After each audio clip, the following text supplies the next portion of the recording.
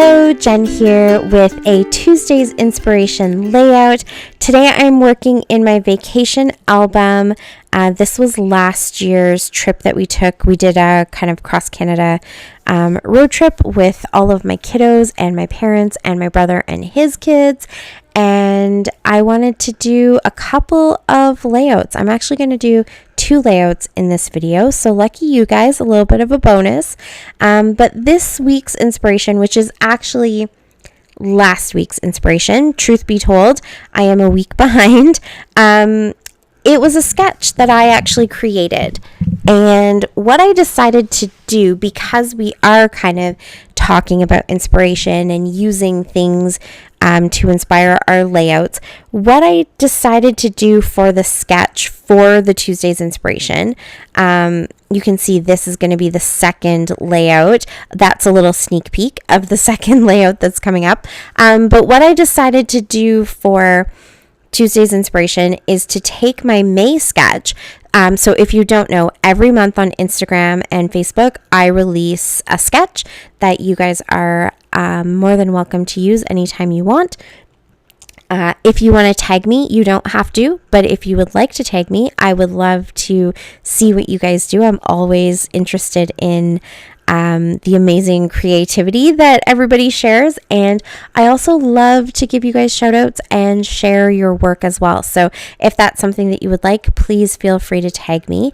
But yeah, I took that sketch and I decided to give it a little bit of a twist, with the idea being that sometimes when we're looking for inspiration, it can sometimes come in ways that we don't expect.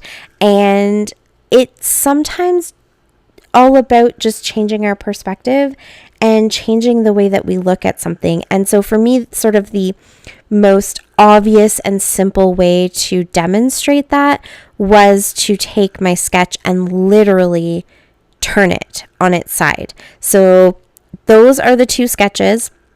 The first one was my May sketch, and then the second one is my Tuesday's inspiration sketch. So I took my May sketch and I just tilted it 90 degrees, moved the embellishment clusters a little bit to make it look right, kind of moved where the title and the journaling goes, and fixed the splatters a little bit. But in general, that's what I did. I took the exact same sketch and I twisted it, and what I was hoping to kind of show you in that is these 2 layouts will look completely different even though the elements are the same. And there's so much room for interpretation, and there's so many ways that you can just take that sketch and twist it slightly and come up with something completely different. And you can do that with other things. You can take mood boards and look at them in a different way. So whatever it is that seems to be jumping out to you as being the most obvious things in the mood board, sometimes you have to just maybe look under the surface a little bit. So oftentimes mood boards are a collection of different images.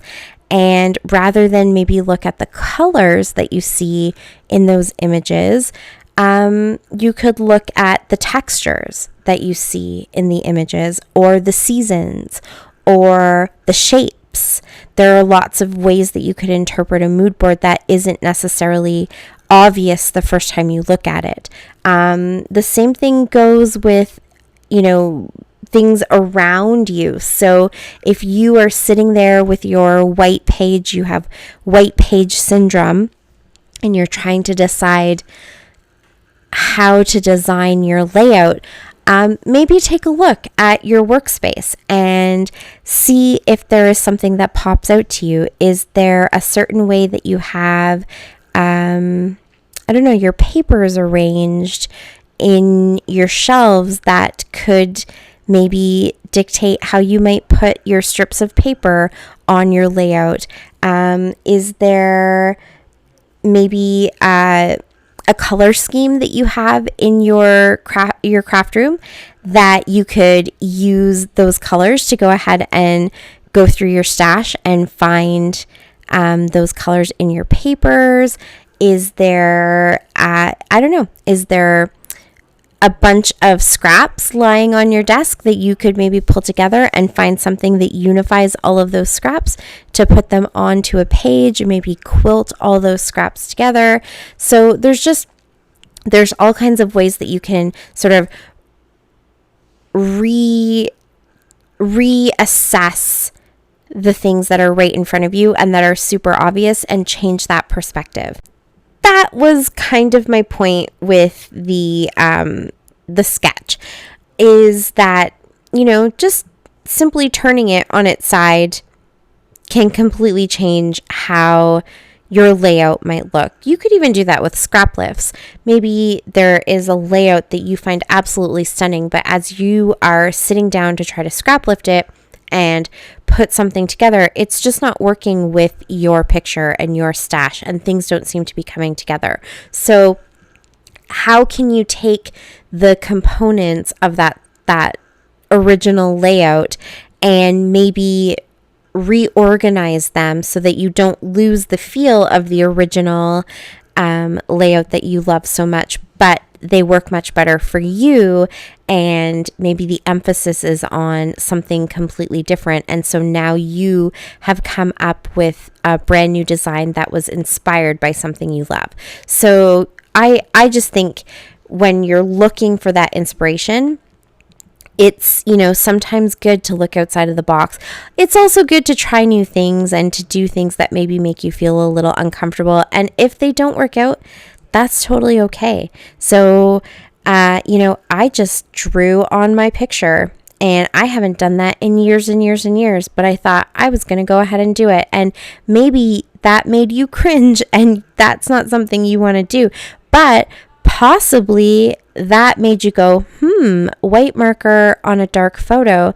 That gives me an idea. I want to doodle on my next photo, or I want to write or journal on my next photo. So, you don't have to necessarily look at my sketch and say, that sketch is really inspiring me, but hey, writing on a picture, that is really inspiring me. So it's all about just finding those things that give you that little bit of spark and then running with those. So yes, that is my lesson on inspiration. And I promise I won't ramble every time I do this. But honestly, I wanted to kind of share that because I did have some thought behind my sketch, and, there was an intention there. So in my first layout, it is just a small page. And so I did the vertical strips because I felt like that made more sense on a page that is 6x8, and so it was more vertical, and so it just sort of elongated the page a little bit, but I kept it very simple because there isn't a lot of real estate on that page, and I felt like over embellishing might take away from the pictures. And on that page, those pictures were actually one of my youngest. I think, he's the only one in those photos, but he's playing in this really cool lit up fountain in Vieux, Quebec City. So I thought that kind of worked with this collection, which is the FireFly collection from Echo Park. Did I say that already? I don't think I did. I'm working with the FireFly collection from Echo Park, which I got from Scrapshots from Sandy.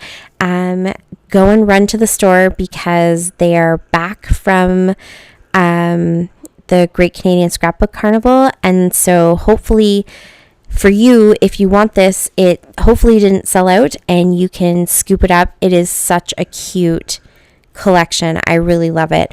I did do an unboxing, so if you kind of want to see what the whole collection looks like, definitely go pop over to my unboxing, which was the last video before this one, and I show you the stuff that I got. So I have the 12x12 paper collection kit, and then I have the enamel dots, I have the ephemera pack, and I have the chipboard. And so in my first layout, I thought those photos, because they're at night and they have kind of the bright colors from the fountain, kind of like fireflies, that would work really well. And so they're dark photos though, so I didn't want to over complicate or over crowd that smaller sized layout with too many embellishments, and then it kind of distracts from the photos. So I kept it pretty simple and picked lighter colored strips of paper to kind of poke out from the top and the bottom, but I did pick a dark background. This paper actually that I'm cutting right now, which is a dark navy blue with these cute little fireflies all flying around, and I love how that page turned out. Even though it is really simple, I think it turned out really nice. So that was my first one with the vertical strips.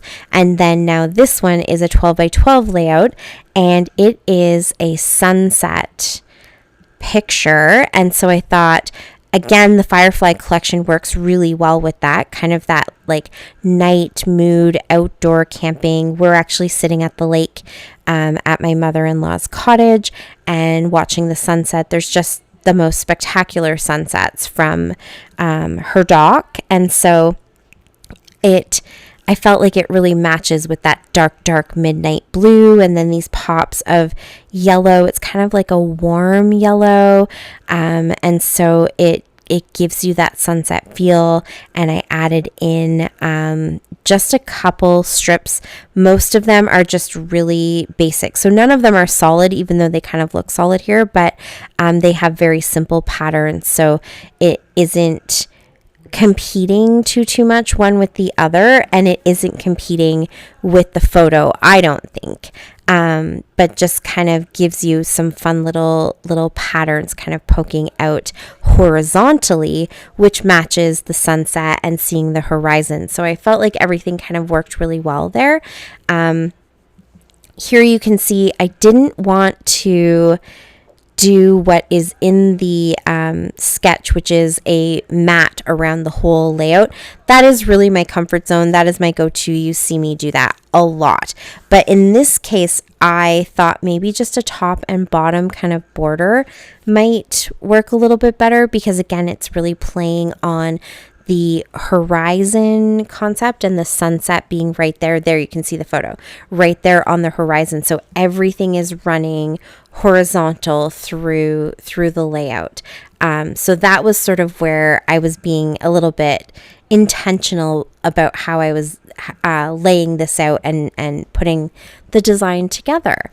I am using the front cover of the collection kit packaging because when I did my unboxing, I said that getting one of these collection kits, which gives you all the pattern papers, including the pieces that are cut apart papers, and then it also gives you a 12 by 12 sheet of stickers.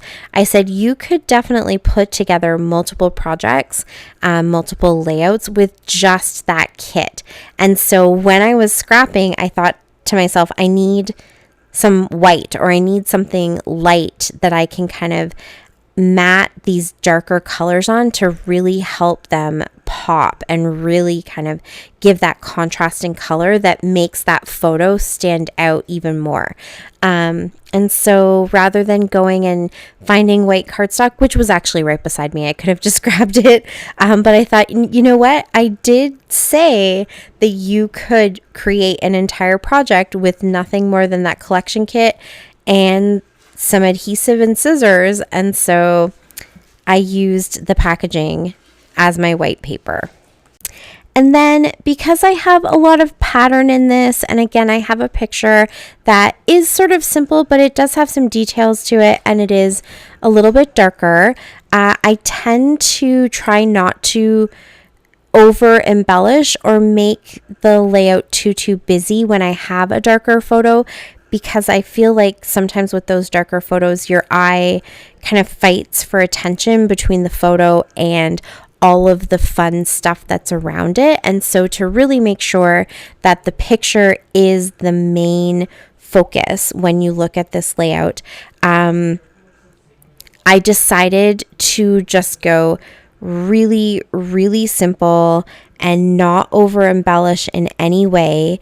And so I'm literally just going to do a couple of these pieces of ephemera, but to bring a little bit of interest and to just kind of, add some details to it, I decided to tear the strips of white paper that I used around the photo, and it kind of gives just this little bit of texture without adding something that might compete with the photo. And so that's a little tip that I have, is the tearing technique. It might seem like it's very simplistic, but it does bring some movement to your paper because you can't really tear it exactly perfectly. And it also brings a little bit of texture and contrast. And so if you're feeling like adding an element to the page is just too much and it's going to compete with everything else, try just tearing some of the paper. You don't have to do it to everything, but if you just do a little bit of paper tearing to maybe add some layers or something like that, it can definitely kind of bring a little bit of something to your layout. I also decided to add the dimensional foam because I feel like it adds shadow and it adds dimension, and that is something that you can kind of put into a layout that doesn't add detail that's going to compete with anything else as well. So 2 little kind of extra tips that I like to use. And then really I just use those 2 circle pieces that came from the ephemera pack, kind of because in the back of my mind I was thinking like the sun is round and these are round and this is a sunset and my strips of paper are the horizon, and so here is a circular element kind of matching the sunset feel.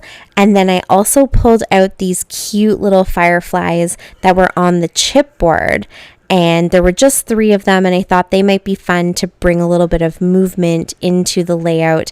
And so I kind of tucked them in 2 and 3 different places. That just gives that little visual triangle that kind of gives a frame around the photo, which focuses your eye on whatever it is that you want to be the main focus of your layout. That's the trick of the visual triangle. If you were ever curious about why it seems to work, it's because we want to look at whatever is kind of in the center of that triangle. And so that is where those little chipboard came from. And they're just super cute. So I was throwing them in there anyways.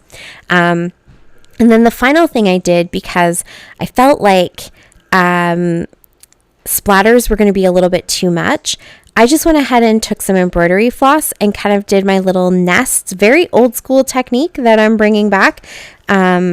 But I just thought I would do a couple little nests on either side to kind of bring that back in. And that's instead of doing the splatters, I did a little bit of gold, but nothing too much, not like the sketch. And then some enamel dots to finish it off. And that is it. That's my layout. 2 layouts for this week. Thank you guys so much for watching. I really appreciate it. Please check out Hollie, Mel, and Lynda as well, and I will see you guys all again next week. So until then, happy scrapping. Bye.